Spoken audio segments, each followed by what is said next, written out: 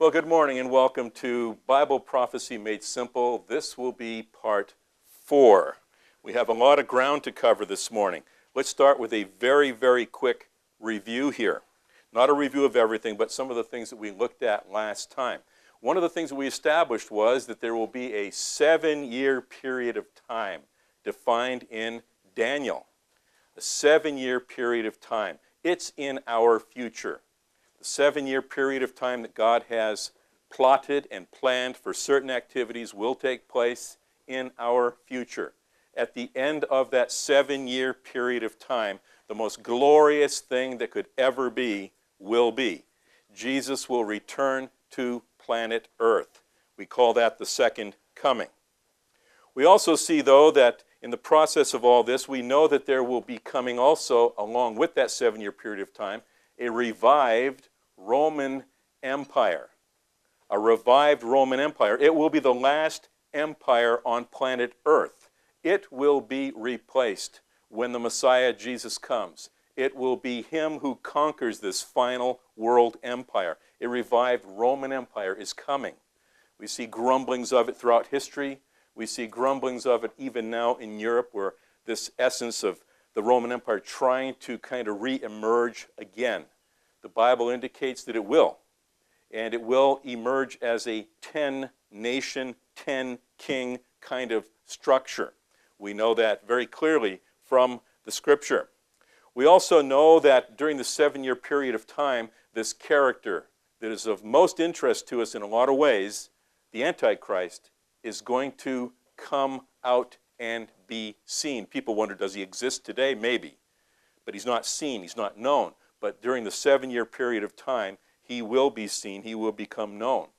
We also know that the temple is going to be rebuilt upon the mount there in Jerusalem. There's no temple there now, but they're planning for one. Last week we've seen that they've already spent multitudes of millions of dollars getting ready to build a temple again on the Temple Mount. That temple will, in our future, be built. That very same temple will be where the Antichrist himself goes, where he creates this thing called the abomination of desolation, where he goes in there and he declares that he is God.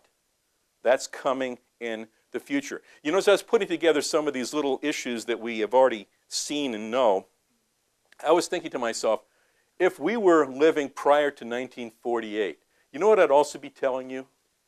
I'd also be telling you that in our future, the nation of Israel will be back. It'll be reborn again. But in 1948, of course, it was, and we now take that for granted, that that is in place. But if we were living prior to 1948, this would be one of the things that would be saying is in our future. The nation's got to be back. Against all odds, it's got to be back. I have books on the shelf in my library that were written prior to 1948 in which Bible scholars were able to look at the Scripture and from the Scripture know that despite any way they could figure it out politically or economically or sociologically or anything like that, they knew that the nation would come back because the Bible required it to fulfill what it teaches. So we would have that on the list.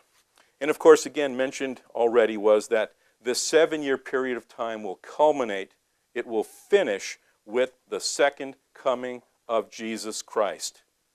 Translate that, we win. We win, despite all these things. I have a few scriptures for you to get your mind on where this is really going. In Daniel chapter 2, verse 44, it says, "And in the days of these kings," that's the 10 kings of the revived Roman Empire, "and in the days of these kings shall the God of heaven set up a kingdom, which shall never be destroyed, and the kingdom shall not be left to other people, but it shall break in pieces and consume all these kingdoms, and it shall stand forever." So once that final kingdom is destroyed by the Lord, his everlasting kingdom will be on this earth. In Isaiah chapter 9, verse 6, something that is often on Christmas cards, it says, "For unto us a child is born, unto us a son is given, and the government shall be upon his shoulder. And his name shall be called Wonderful, Counselor, the Mighty God, the Everlasting Father, the Prince of Peace. Of the increase of his government and peace there shall be no end, upon the throne of David and upon his kingdom, to order it and to establish it with judgment and with justice from henceforth even forever. The King is coming. The King is coming. And he will establish his throne as he so promised. In Acts chapter 1, verse 6, it's interesting that Jesus has come in the first coming. He's lived his short life. He is crucified. He's buried. He's resurrected. Before he ascends back into heaven, he makes appearances to certain people. In Acts chapter 1, notice what they say to him in verse 6. It says, when they therefore were come together, they asked of him, saying, Lord, wilt thou at this time restore again the kingdom to Israel? That thought was never too far from their minds. That thought was something that they were looking for. If this is the one of Scripture, if this is the Holy One of God, if this is the Messiah, then he will establish a kingdom. Is it at this time, Lord? Are we finally going to see it? Good question. In Isaiah, therefore my people shall know my name. Therefore they shall know in that day that I am he that doth speak. Behold, it is I. How beautiful upon the mountains are the feet of him that bringeth good tidings, that publisheth peace, that bringeth good tidings of good, that publisheth salvation, that saith unto Zion, thy God reigneth. Thy watchmen shall lift up thy voice. With the voice together shall they sing, for they shall see eye to eye when the Lord shall bring again Zion.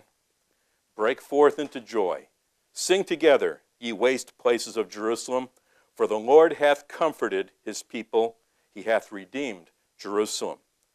The Lord hath made bare his holy arm in the eyes of all the nations, and all the ends of the earth shall see the salvation of our God. This is coming. This is coming as sure as Scripture is always sure. But what's going to happen as we approach that time? That becomes the question. This will come to pass, but what about the previous activities? We see that there's going to be this 7-year period of time.